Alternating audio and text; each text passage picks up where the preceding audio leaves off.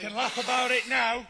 When he's on his back looking up at me, he'll know what I'm talking about round. Oh, c'est un gamin Wilder.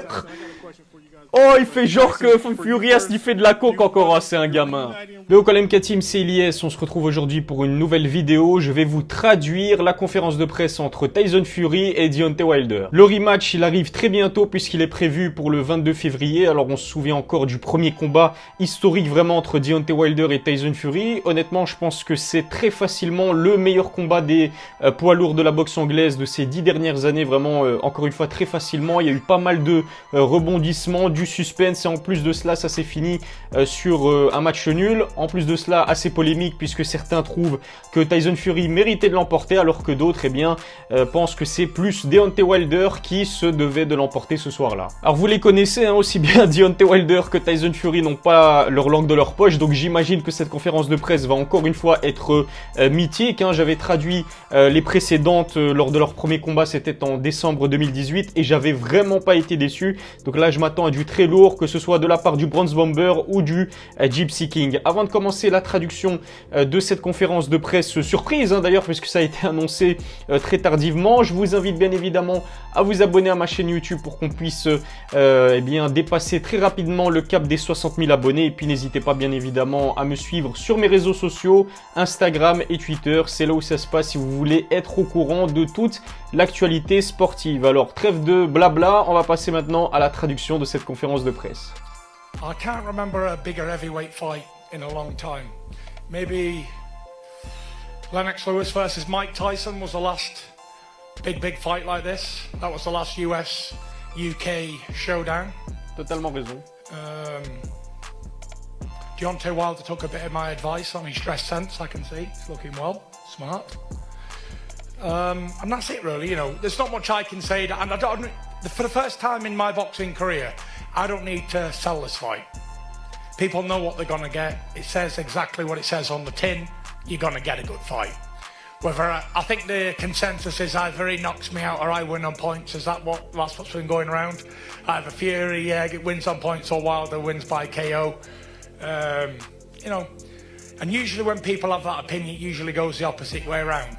So yeah, expect Wilder to come out boxing and moving, looking for a points victory, and expect me to come out bombing, looking for a knockout. It's usually what happens. But apart from that, Deontay Wilder hasn't been returning my calls or messages or texts since I beat him last time. So he didn't want to do press conferences with me. He didn't want to be around me. And what's going to happen on that night is I'm going to get what I won last time. I'm going to get that green belt. I'm also going to get the Ring magazine. And I'm also going to keep my lineal championship. And if he wants to rematch again, no problem. Beat a man once, you beat him again, you definitely beat him 3 times in a row. Not a bother. My body feel like it's walking into the 6th week of camp instead of the 3rd week of camp.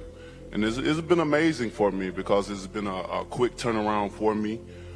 Usually I'm months and months at a time before I have another fight.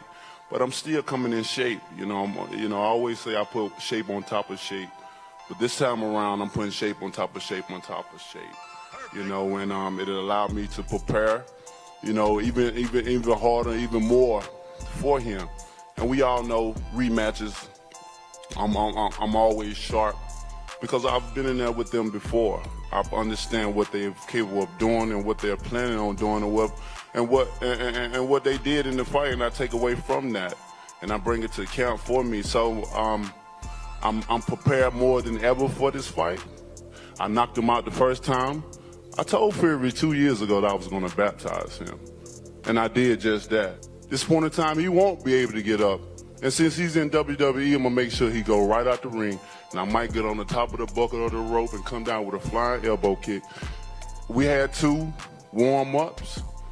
Mine was a lot more dangerous than his. You know, he played it safe in the playground, while I went onto the mountaintop and climbed it. 2 different fighters, 2 different times, 2 different paths. You know, one just want to survive me, I'm building for legacy.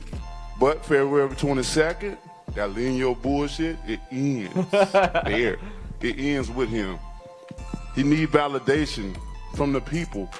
He needs some type of inspiration, some type of motivation to feel like he beat me such a far wide margin that he did, when he know he didn't. And if so, why so many trainers? Why so many rotations? Why I still have my old trainers, still sat back, and still to this day, I got the same people. You don't see me firing no one. You don't see me bringing no one on if you're supposed to be such this great fighter, you know. And I'm supposed to be this guy that don't have no skills. But we see who's more concerned than the other ones. Because when you have power and nowhere around it, you can't prepare for that. The only thing you can do is hope that when it lands, it don't do that much damage. I gave this man a concussion the first time. He don't even know how he got on the ground, nor do he know how he got up. And ladies and gentlemen, that is a concussion. And that been dealing with him for the remaining of the fight since the last fight. He been thinking about that over and over and over, and the only way he can promote himself with that fight is him getting up off his back. Deontay Wilder can make all the excuses he wants to make up in his own brain. His team, everybody can tell him, you won that fight, baby, you won that fight. But listen, as a fighting man, you know when you win and lose fights. Simple as. He lost the fight fair and square, he will lose the fight again fair and square. Franchement, j'ai hâte de lire vos commentaires. Qu'est-ce que vous en avez pensé de ce premier combat? Est-ce que vous êtes plus partisan de Tyson Fury? Vous pensez que c'est le Britannique, le Gypsy King, qui a gagné le premier combat? Ou au contraire, vous pensez que c'est le Bronze Bomber qui aurait dû remporter ce combat? Alors moi, j'avoue que je suis un peu partagé parce que franchement, Tyson Fury a gagné pour moi au point la majorité des rounds, de loin d'ailleurs. Mais le truc, c'est qu'il s'est mangé aussi 2 KO. Il est tombé au tapis à 2 reprises et c'est très difficile aussi de donner la victoire à un boxeur qui a été 2 fois au tapis. Du coup, pour moi, le nul était assez logique. You know, the first one, I showed nothing. I was so excited. It was my time, you know. It was my time. I don't think a person will ever know what it feels like to compete against so many different sports in this country, knowing that boxing is not the top sport, and finally get you a date to yourself. You know, it was amazing. I broke my hand in camp. I only had 12 weeks and 4 days to train, but this time around I'm in full health. I got both of my hands together, and with Deontay Wilder, I'm unpredictable, so you just don't know what's gonna happen. But I know when it comes, bam, baby, good night. Alors c'est vrai que beaucoup d'amateurs de boxe anglaise reprochent à Deontay Wilder son supposé manque de technique. Il y a répondu et c'est vrai que finalement quand on a une telle puissance, quand on a sa puissance et qu'on est capable de remporter un combat sur une droite, voire même une gauche, est-ce qu'on a vraiment besoin d'être technique? Je pense que vraiment chaque boxeur a son style propre, le style qui lui convient le mieux. On sait que Tyson Fury, lui, ne dispose pas de la puissance justement de Deontay Wilder. Du coup, il est beaucoup plus technique. Il gère bien l'espace dans le ring. C'est vraiment c'est un boxeur avec un QI très élevé. Je dirais pas que Deontay Wilder, ce n'est pas le cas, mais c'est clair que la technique, c'est vraiment pas sa tasse de thé. C'est vraiment pas son arme de prédilection. Lui, c'est clairement la puissance. I'm going to go out there, I'm going to give him a boxing lesson, and I'm going to knock him out. That's exactly what I'm going to do. Why did I bring Sugar Hill in? Because I wanted to. Why do I keep switching trainers? Because I want to. You know, I'm a big believer in you're never a finished article. You can always improve your game. You can always polish it up again. You know, Wilder says he sticks with his team. Fair play to him. I'm a man who likes to keep freshening things up now and again, and I do that regularly. He's the man here making excuses. He broke his right hand. I only had 12 weeks and 4 days to train. 12 weeks? I can be ready for a fight in 2 weeks. I'm ready for a fight today. 12 weeks and 4 days. Fuck me. You know, there's no need for excuses. There's no need for problems. I've heard he's had the flu. I heard he broke his hand. I heard he was having problems or whatever. It doesn't really matter because when I get him in there again, I'm going to make him feel the fury. He will get it. That's how sure I'm going to kick this motherfucker's ass all over that ring. 100%. He can't win. He's got a puncher's chance just like everybody else. He could barely land it last time. He landed 2-3 punches in the full fight. I'm much sharper now, match fit, coming off 12 good rounds. You know, been in training camp. I haven't had to lose any weight. I'm fine. I'm great. Ready to rumble right now. Hope he trains hard. Hope he goes to bed sleeping, thinking about me. If only I could land me right hand. You know, in rematches, I'm always better than I was the first time because of what I've seen in the ring and what I've experienced with my opponent. So the second time around, the preparation is a little bit easier because we understand what are they trying to do. I'm very smart. My IQ in the ring is very, very high, you know, and that's why I'm able to set guys up like I'm able to set them up and then get rid of them in the devastating fashion that I get rid of them in. With him, I know everything he want to do. He gave me 100% of him. No matter what he may say, no matter if he got off the couch or whatever, he did the right things to get himself back into shape with all the things that was going on. Of course, every fighter that faced me get in tip-top A++ shape because they understand the danger that they're putting themselves in. They're putting their body in. Everything he's trying to, that herky-jerky stuff and trying to win rounds, at the end of the round, sticking his long tongue out and shaking his bald head, that shit ain't gonna work. That ain't gonna work. You know, you're gonna see a much more calmer and patient Wilder this time, just like you seen in the Ortiz. You know, a lot of people didn't understand what I was doing, you know, and when you're blessed with power, you know, you're not worrying about rounds and different things like that. The object of boxing is to win, not just to win rounds, but to win. Il a raison. And I win, and I do it in a devastating fashion. I do it in a fashion in which you guys get dressed to come and see. Y'all not coming to see a heavyweight go 12 rounds talking about skills and wheels and paying bills. You come to see him get knocked out. Il a totalement That's raison. what you come to see because you most likely have things planned, you know, after that you want to go see. So when it's a good night, hey, you say thank you, Deontay, and you go on about your business and handle what you got to do that night. I've been really honest with you.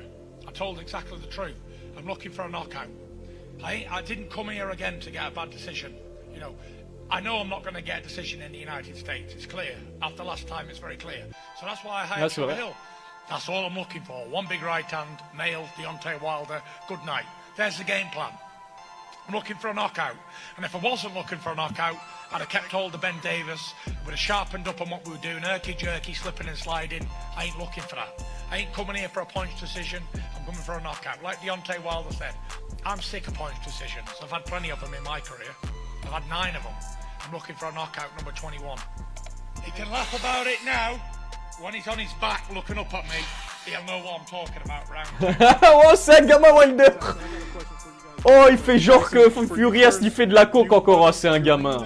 Alors là, ce qui est intéressant dans ce que vient de dire Tyson Fury, c'est qu'il nous apprend tout simplement que son approche va être totalement différente par rapport au premier combat. Alors le premier combat, on s'en souvient, hein, l'objectif et la stratégie de Tyson Fury, c'était de surclasser Deontay Wilder pendant 12 rounds et remporter le combat au point. Il était d'ailleurs proche de réaliser cet exploit. Et là, ce qu'il nous dit, Tyson Fury, c'est que son objectif sera de mettre KO Deontay Wilder après 2 rounds. Alors, est-ce que c'est de l'humour? Est-ce qu'il y croit vraiment? Honnêtement, je sais pas. D'ailleurs, dites-moi ce que vous en pensez en commentaire. Though he's saying it, I don't feel that his energy that he believes that he's gonna do that.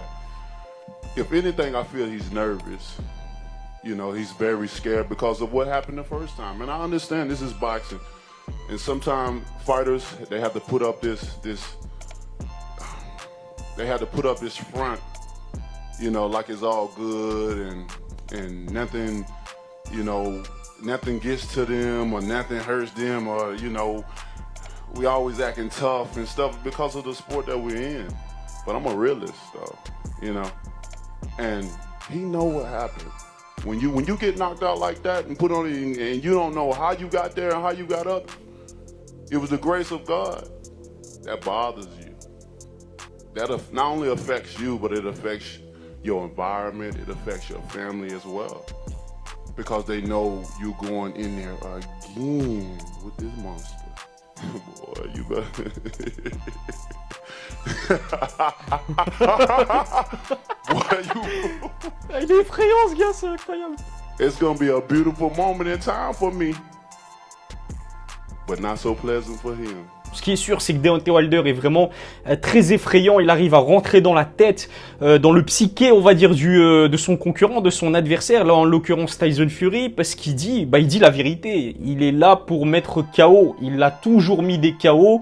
Et même Tyson Fury a pu s'apercevoir que voilà, la puissance de Deontay Wilder, elle est là, elle est bien présente et il peut en témoigner d'ailleurs. D'où justement le changement de stratégie de Tyson Fury et le changement d'entraîneur. En tout cas, c'est tout pour cette conférence de presse. Le combat aura lieu le 22 février 2020, le rematch entre Deontay Wilder et Tyson Fury. J'attends bien évidemment votre avis en commentaire. Qui va l'emporter?